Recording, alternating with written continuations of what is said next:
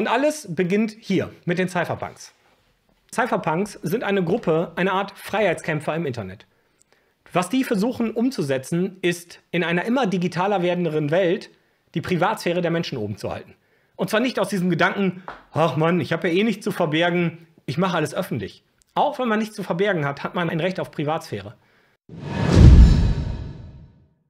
Was ist denn, wenn heute alles Mögliche, was ihr tut, zentral erfasst wird? Und was ist, wenn in 20 Jahren irgendein totalitäres Regime in unsere Welt einfällt und diese Daten in die Hände bekommt? Was sind dann für politische Verfolgungen möglich und so weiter auf Basis dieser Daten, wo wir heute denken, ja, wir haben ja nichts zu verbergen. Dinge, die heute als legitim und in Ordnung angesehen werden, können in Zukunft verboten sein und hochkriminell sein. Das wissen wir heute nicht. Jeder hat das Recht und die Notwendigkeit, die Privatsphäre zu schützen. Und jedem sollte das in irgendeiner Form wichtig sein. Und diese Cypherpunks, die haben damals in den 90ern für unsere Privatsphäre im Internet gekämpft. Die Amerikaner wollten ein Gesetz erlassen, was es uns und den Unternehmen verboten hätte, Verschlüsselungsstandards zu benutzen, die die amerikanischen Geheimdienste nicht entschlüsseln könnten. Und diese Bewegung, diese Cypherpunks, die haben irgendwann festgestellt, wir müssen dagegen vorgehen. Und die haben gewonnen. Wegen denen dürfen wir heute überhaupt verschlüsselte Kommunikation im Internet haben. Wegen den Cypherpunks. Das war deren Verdienst. Die haben für uns gekämpft in den 90ern. Und aus dieser Bewegung gab es auch immer mehr Ideen, dass unser Geld, die Basis unserer Gesellschaft, privat werden muss. Was ist Geld? Wenn man die Menschen fragt, was Geld ist, dann kommen so Antworten wie, ja, das kriege ich von meinem Arbeitgeber, das gebe ich dann aus für Sachen. Alles richtig. Das tun wir mit unseren Währungen heute. Aber was ist Geld? Die Frage nach, was ist Geld, ist so abstrakt wie die Frage nach, was ist Zeit? Ja, Zeit lese ich auf der Uhr ab. Ja, ist richtig. Aber was ist Zeit? Und so wie es für Zeit eine Antwort gibt, gibt es die auch für Geld. Die Zeit definiert kausale, aufeinanderfolgende Ereignisse. Wenn wir keine Zeit hätten, würde alles zeitgleich passieren. Die Zeit definiert, dass Dinge aufeinander aufbauen. Und Geld hat genauso eine Definition. Geld ist kein Konstrukt, was der Staat erfunden hat. Genauso wenig wie der Staat Zeit erfunden hat. Ja, wir haben Uhren, von der wir die Zeit ablesen können. Aber Geld hat genauso eine Definition. Wir haben nur verlernt, was das ist. Es ist ungefähr die Art und Weise, unser Fiat-Geld heute, als würde man Zeit auf einer Uhr sehen. Ja? Man hat diese 12 Stunden auf der Uhr gezeigt, die man mal 2 rechnet für 24 Stunden. Man würde einfach ein paar Striche dazu machen und würde denken, jetzt haben wir mehr Zeit. Habt ihr eine Stunde mehr, weil heute Nacht die Uhren umgestellt wurden? Nein. Die Stunde ist nur verschoben worden, weil wir einmal im Jahr vorher das Gleiche getan haben. Die Zeit ist die gleiche geblieben. Warum denkt man also, dass wenn wir mehr Geldscheine erzeugen, wir deswegen mehr Geld hätten? Geld ist eure geleistete Lebenszeit, die ihr in Arbeit geleistet habt. Ihr habt etwas gemacht und wurdet mit Geld bezahlt. Und mit diesem Geld kauft ihr euch die Arbeitszeit, die Lebenszeit einer anderen Person. Es ist eine Verrücktheit, dass eine zentrale Partei eure Lebenszeit einfach stehlen kann, einfach absaugen kann, indem sie mehr von diesen Geldscheinen erzeugt.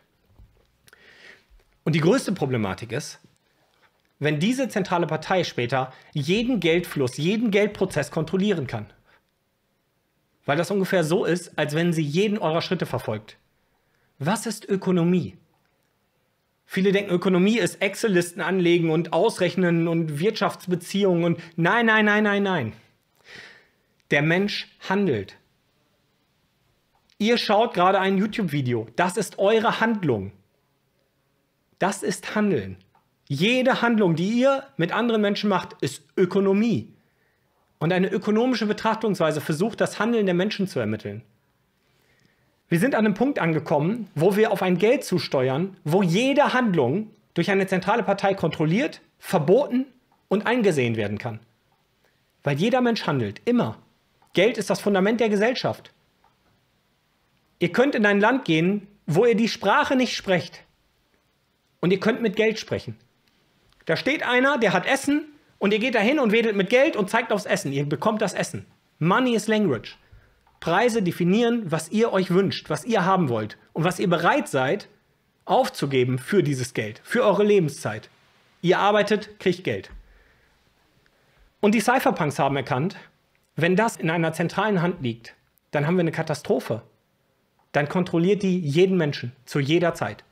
Das ist die große Dystopie, CBDCs. Und diese Cypherpunks haben sich gedacht, da müssen wir was machen. Es reicht nicht, dass wir für unser Recht gekämpft haben, Informationen und Informationswege im Internet zu verschlüsseln. Wir müssen es schaffen, ein Geld zu haben, welches privat ist. Und es gab so viele Ideen. B-Money von Vaidai, das Xiaomi eCash von David Chaum. Alles tolle Ideen, wie wir unser Fiat-Geld auf privaten Wegen benutzen können. Aber warum ist das nicht passiert? Warum haben wir das nicht genutzt? Weil es für uns keinen Anreiz gab. Weil die Menschen in der Breite die Notwendigkeit von Privatsphäre nicht verstehen. Und weil das System ganz einfach diese Gateways verbieten kann, wenn es will.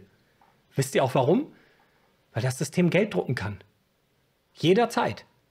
Menschen gehen demonstrieren, weil ihnen ein Umstand im System stört. Das System druckt Geld und bezahlt Polizei, um diese demonstrierenden Menschen niederzuknüppeln. Die demonstrieren und verursachen damit, dass ihre eigene Kaufkraft sinkt. Sie kämpfen gegen ihren Geldbeutel. Das System scheint unbesiegbar. Ihr findet es unfair, dass irgendwelche Großkonzerne Raubbau in unserer Umwelt betreiben? Ja, dann hören wir einfach auf, deren Produkte zu kaufen, oder? Geht auch nicht mehr, weil eure Kaufkraft gar nicht von Relevanz ist. Es wird einfach Geld gedruckt und diesen Unternehmen gegeben. Man nimmt sich eure Kaufkraft. Wenn ihr nicht freiwillig eure Kaufkraft abgebt, dann nimmt man sich die einfach. Das System druckt das Geld, gibt es diesen Konzern. Und jeder dieser Prozesse ist zentral kontrollierbar. Darum geht's. Und dann gab es einen einzigen Cypherpunk. Der hat zu dieser Notwendigkeit der Privatsphäre festgestellt, dass es noch viel, viel mehr braucht. Gerade wenn es um sowas Fundamentales wie Geld geht. Und diese Person war Satoshi Nakamoto. Und was Satoshi mitgebracht hat, war ökonomisches Verständnis. Satoshi hat diese ganzen Ideen der österreichischen Ökonomielehre, die Ökonomie nicht mehr zentral von oben zu planen, das Handeln auf die Gesellschaft draufzustülpen, sondern festzustellen, dass jeder einzelne Marktteilnehmer, jedes Individuum, jeder Mensch eine Prioritätenliste im Kopf hat und die jeden Morgen für sich abarbeitet. Er hat festgestellt, Bitcoin muss auf dieser Prioritätenliste auftauchen, bei jedem Marktakteur. Und wisst ihr, wer auch damit gemeint ist? Damit sind auch die BlackRocks dieser Welt gemeint. Und die JP Morgans, alle sind damit gemeint, sogar die Staaten sind damit gemeint. Und nichtsdestotrotz kann keiner Bitcoin kontrollieren. Und das ist die Power. Das zu kombinieren, ist die meisterhafte Leistung, die Satoshi Nakamoto für uns geschaffen hat. Er war Cypherpunk. Er hat diese Idee in den Cypherpunk-Listen geteilt. Und diese Vision ist das, was wir heute im Bitcoin sehen. Und diese Vision ist weit davon entfernt, nicht zu funktionieren. Sie funktioniert perfekt. Das trojanische Pferd sitzt mitten im System und wird von den ganzen Großen und Mächtigen beklatscht.